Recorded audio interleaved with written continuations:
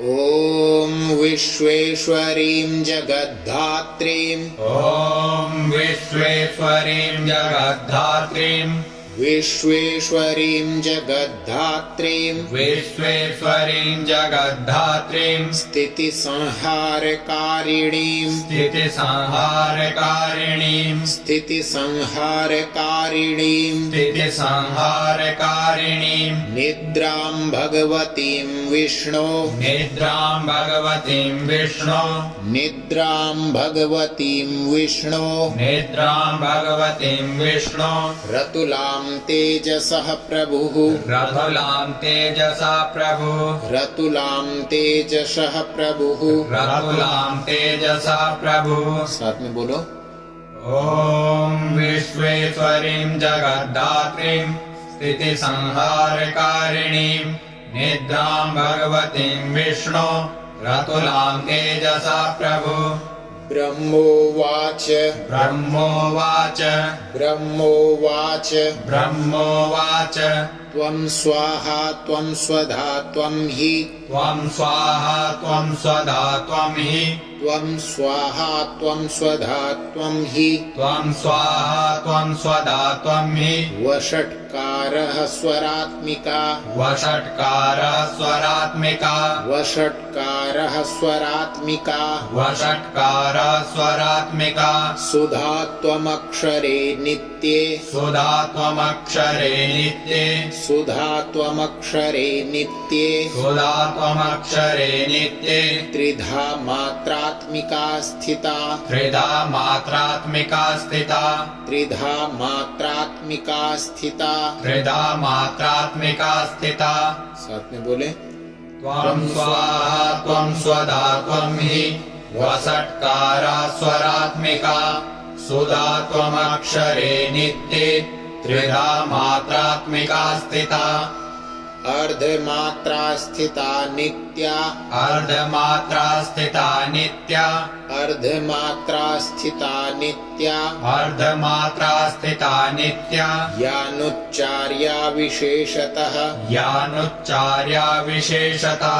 यानुच्चार्या विशेषतः यानुच्चार्या विशेषतः त्वमेव सन्ध्या सावित्री त्वमेव सन्ध्या सावित्री त्वमेव सन्ध्या सावित्री त्वमेव सन्ध्या सावित्री त्वं देवी जननी परा त्वं देवी जननी परा त्वं देवी जननी परा त्वं देवी जननी परा साथ में उच्चारण करो अर्धमात्रा स्थिता नित्या यानुच्चार्या विशेषता त्वमेव सन्ध्या सावित्री त्वं देवी जननी परा त्वयेतद्धार्यते विश्वम् त्वयेतद्धार्यते विश्वम् त्वयेतद्धार्यते विश्वम् त्वयेतद्धार्यते विश्वम् त्वयेतत्सृज्यते जगत् त्वयेतत्सृज्यते जगत् त्वयेतत्सृज्यते जगत् त्वयेतत्सृज्यते जगत् त्वयेतत्पाल्यते देवी त्वयेतत्पाल्यते देवी त्वयेतत्पाल्यते देवी त्वयेतत्पाल्यते देवी त्वमत्स्यन्ते च सर्वदा त्वमत्स्यन्ते च सर्वदा त्वमत्स्यन्ते च सर्वदा त्वमत्स्यन्ते च सर्वदा साथ में उच्चारण करें त्वयेतद्धार्यते विश्वम् त्वयेतत्सृज्यते जगत् त्वयेतत्पाल्यते देवी त्वमत्स्यन्ते च सर्वदा विसृष्टौ सृष्टिरूपा त्वम् विसृष्टौ सृष्टिरूपा त्वम् विसृष्टौ सृष्टिरूपा त्वम् विसृष्टौ सृष्टिरूपा त्वम् स्थितिरूपा च पालने स्थितिरूपा च पालने स्थितिरूपा च पालने स्थितिरूपा च पालने तथा संहृतिरूपान्ते तथा संहृतिरूपान्ते तथा संहृतिरूपान्ते तथा संहृतिरूपान्ते जगतोऽस्य जगन्मये जगतोऽस्य जगन्मये जगतोऽस्य जगन्मये जगतोऽस्य जगन्मये साथ में उच्चारण करें विसृष्टौ सृष्टिरूपा त्वम् स्थितिरूपा च पालने तथा संहृतिरूपान्ते जगतोऽस्य जगन्मये महाविद्या महामाया महाविद्या महामाया महाविद्या महामाया महाविद्या महामाया महामेधा महास्मृतिः महामेधा महास्मृतिः महामेधा महास्मृतिः महामेधा महास्मृतिः महामोहा च भवति महामोहा च भवति महामोहा च भवति महामोहा च भवति महादेवी महासुरी महादेवी महासुरी महादेवी महासुरी महादेवी महासुरी। साथ में उच्चारण कीजिएगा। महाविद्या महामाया महामेधा महास्मृति महामोहा च भवति महादेवी महासुरी। प्रकृतिस्त्वं च सर्वस्य प्रकृतिस्त्वं च सर्वस्य प्रकृतिस्त्वं च सर्वस्य प्रकृतिस्त्वं च सर्वस्य गुणत्रय विभाविनी गुणत्रय विभाविनी गुणत्रय विभाविनी गुणत्रय विभाविनी कालरात्रिर्महारात्रिर् कालरात्रिर्महारात्रिर् कालरात्रिर्महारात्रिर् कालरात्रिर्महारात्रिर् मोहरात्रिश्च दारुणा मोहरात्रिश्च दारुणा मोहरात्रिश्च दारुणा मोहरात्रिश्च दारुणा। साथ में उच्चारण कीजिए। प्रकृतिस्त्वं च सर्वस्य गुणत्रय विभाविनी कालरात्रिर्महारात्रिर् मोहरात्रिश्च दारुणा।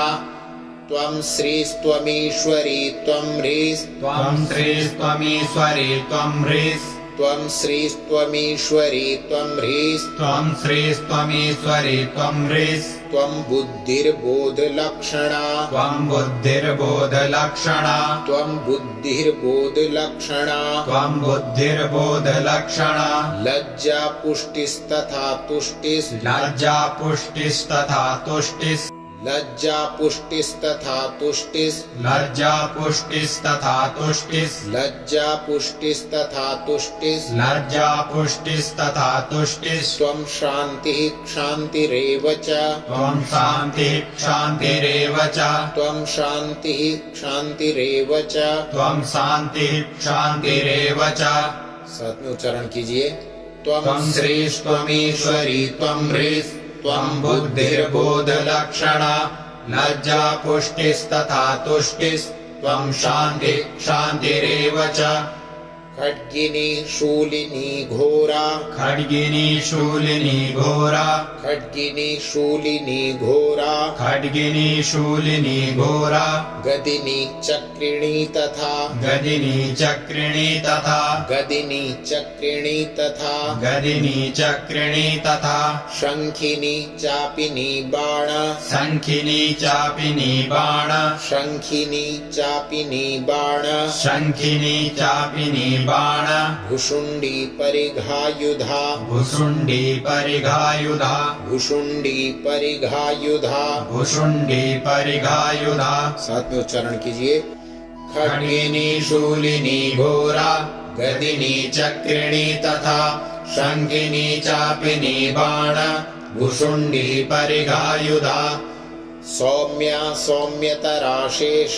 सौम्या सौम्यतराशेष सौम्या सौम्यतराशेष सौम्या सौम्यतराशेष सौम्येभ्यस्त्वति सुन्दरी सौम्येभ्यस्त्वति सुन्दरी सौम्येभ्यस्त्वति सुन्दरी सौम्येभ्यस्त्वति सुन्दरी। परापराणां परमा परापराणां परमा परापराणां परमा परापराणां परमा त्वमेव परमेश्वरी त्वमेव परमेश्वरी त्वमेव परमेश्वरी। त्वमेव परमेश्वरी। उच्चारण कीजिए।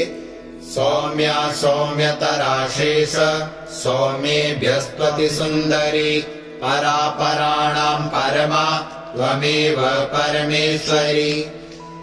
यच्च किञ्चित् क्वचिद्वस्तु यच्च किञ्चित् क्वचिद्वस्तु यच्च किञ्चित् क्वचिद्वस्तु यच्च किञ्चित् क्वचिद्वस्तु सद् सत् सदसद्वाखिलात्मिके सदसद्वाखिलात्मिके सदसद्वाखिलात्मिके सदसद्वाखिलात्मिके तस्य सर्वस्य या शक्तिः तस्य सर्वस्य या शक्तिः तस्य सर्वस्य या शक्तिः तस्य सर्वस्य या शक्तिः सा त्वं किं स्तूयसे तदा सा त्वं किं स्तूयसे तदा सा त्वं किं स्तूयसे तदा सा त्वं किं स्तूयसे तदा पूरा श्लोक एक साथ उच्चारण करें यच्च किञ्चित् क्वचिद्वस्तु सदसद्वाखिलात्मिके तस्य सर्वस्य या शक्तिः सा त्वं किं स्तूयसे तदा यया त्वया जगत्सृष्टा यया त्वया जगत्सृष्टा यया त्वया जगत्सृष्टा यया त्वया जगत्सृष्टा जगत्पात्यत्तियो जगत् जगत्पात्यत्तियो जगत् जगत्पात्यत्तियो जगत् जगत्पात्यत्तियो जगत् सोऽपि निद्रावशं नीतः सोऽपि निद्रावशं नीतः सोऽपि निद्रावशं नीतः सोऽपि निद्रावशं नीतः कस्त्वां स्तोतुमिहेश्वरः कस्त्वां स्तोतुमिहेश्वरः कस्त्वां स्तोतुमिहेश्वरः कस्त्वां स्तोतुमिहेश्वरः साथ में उच्चारण कीजिए यया त्वया जगत्सृष्टा जगत्पात्यत्तियो जगत् सोऽपि निद्रावशं नीतः कस्त्वां स्तोतुमिहेश्वरः विष्णुः शरीरग्रहण विष्णु शरीरग्रहण विष्णुः शरीरग्रहण विष्णु शरीरग्रहण महमीशान एव च महमीशान एव च महमीशान एव च महमीशान एव च कारितास्ते यतोतस्त्वां कारितास्ते यतोस्तस्त्वां कारितास्ते यतोतस्त्वां कारितास्ते यतोतस्त्वां कः स्तोतुं शक्तिमान् भवेत् कः स्तोतुं शक्तिमान् भवेत् कः स्तोतुं शक्तिमान् भवेत् कः स्तोतुं शक्तिमान् भवेत् साथ में उच्चारण कीजिए विष्णु शरीरग्रहण महमीशान एव च कारितास्ते यतोतस्त्वां कः स्तोतुं शक्तिमान् भवेत् सा त्वमित्थं प्रभावे स्वे सा त्वमित्थं प्रभावे स्वे सा त्वमित्थं प्रभावे स्वे सा त्वमित्थं प्रभावे स्वे रुदारैर्देवि संस्तुता रुदारैर्देवि संस्तुता रुदारैर्देवि संस्तुता रुदारैर्देवि संस्तुता मोहयेतो दुराधर्षा मोहयेतो दुराधर्षा मोहयेतो दुराधर्षा मोहयेतो दुराधर्षा वसुरौ मधुकैटभौ वसुरौ मधुकैटभो वसुरौ मधुकैटभौ वसुरौ मधुकैटभो साथ में उच्चारण कीजिए सा त्वमित्थं प्रभावे स्वे रुदारैर्देवि संस्तुता मोहयेतो दुराधर्षा वसुरौ मधुकैटभो प्रबोधं च जगत्स्वामी प्रबोधं च जगत्स्वामी प्रबोधं च जगत्स्वामी प्रबोधं च जगत्स्वामी नीयतामच्युतो लघु नीयतामच्युतो लघु नीयतामच्युतो लघु नीयतामच्युतो लघु बोधश्च क्रियतामस्य बोधश्च क्रियतामस्य बोधश्च क्रियतामस्य बोधश्च क्रियतामस्य हन्तुमेतौ महासुरो हन्तुमेतौ महासुरौ हन्तुमेतौ महासुरो हन्तुमेतौ महासुरौ एक साथ उच्चारण कीजिए प्रबोधं च जगत्स्वामी नीयतामच्युतो लघु बोधश्च क्रियतामस्य हन्तुमेतौ महासुरो। अब जिस प्रकार दुर्गा सप्तशती का पाठ करते समय इस तंत्रोक्त रात्रि सूक्त का पाठ किया जाता है, ठीक उसी प्रकार ओम विश्वेश्वरीं जगद्धात्रीं से प्रारंभ कर और हन्तुमेतो महासुरो पर्यंत इस पूरे पाठ को आप सब लोग एक साथ उच्चारण करें। ओम विश्वेश्वरीं जगद्धात्रीं स्थितिसंहारकारिणीं निद्रां भगवतीं विष्णो रतुलाम् तेजसा प्रभु ब्रह्मोवाच त्वम् स्वाहा त्वम् स्वधा त्वम् हि वषट्कारा स्वरात्मिका सुधा त्वमक्षरे नित्ये त्रिधा मात्रात्मिका स्थिता अर्धमात्रा स्थिता नित्या यानुच्चार्या विशेषता त्वमेव सन्ध्या सावित्री त्वम् देवी जननी परा त्वयेतद्धार्यते विश्वम् त्वयेतत्सृज्यते जगत् त्वयेतत्पाल्यते देवी त्वमत्स्यन्ते च सर्वदा विसृष्टो सृष्टिरूपा त्वम् स्थितिरूपा च पालने तथा संहृतिरूपान्ते जगतोऽस्य जगन्मये महाविद्या महामाया महामेधा महास्मृति महामोहा च भवति महादेवी महासुरी प्रकृतिस्त्वम् च सर्वस्य गुणत्रयविभाविनी कालरात्रिर्महारात्रिर्मोहरात्रिश्च दारुणा त्वम् श्री त्वमीश्वरी त्वम् ह्रीस् त्वम् बुद्धिर्बोधलक्षणा लज्जा पुष्टिस्तथा तुष्टिस् त्वम् शान्तिः क्षान्तिरेव च खड्गिनी शूलिनी घोरा गदिनी चक्रिणी तथा शङ्खिनी चापिनी बाण भुषुण्डी परिघायुधा सौम्या सौम्यतरा शेष सौम्येभ्यस्त्वति सुन्दरी परापराणाम् परमा त्वमेव परमेश्वरि यच्च किञ्चित् क्वचिद्वस्तु सदसद्वाखिलात्मिके तस्य सर्वस्य या शक्तिः सा त्वम् किम् स्तूयसे तदा यया त्वया जगत् सृष्टा जगत्पात्यति यो जगत् सोऽपि निद्रावसंनीता कस्त्वाम् स्तोतुमिहेश्वरा विष्णो शरीरग्रहण महमीशान एव च कारितास्ते यतो तस्त्वाम् कः स्तोतुम् शक्तिमान् भवेत् सा त्वमित्थम् प्रभावे स्वे रुदारैर्देवि संस्तुता मोहयेतो दुरादर्शा वसुरौ मधुकैटभौ प्रबोधम् च जगत्स्वामी नीयतामच्युतो लघु बोधश्च क्रियतामस्य हन्तुमेतौ महासुरो। इस प्रकार दुर्गा सप्तशती पाठ के अंतर्गत यह तंत्रोक्त रात्रि सूक्त का पाठ संपूर्ण हुआ। इस तंत्रोक्त रात्रि सूक्त के पाठ को हम प्रतिदिन सोने से पहले पढ़ सकते हैं, क्योंकि इससे एक तो निद्रा अच्छी आती है, दूसरा दुस्वप्न नाशनी है, अर्थात किसी भी प्रकार के दुस्वप्न नहीं होते हैं। आयु को वृद्धि करने वाली है, बढ़ाने वाला यह स्तोत्र का पाठ है। सो आप तंत्रोक्त रात्रि सूक्त का पाठ अपनी नित्य पूजा में भी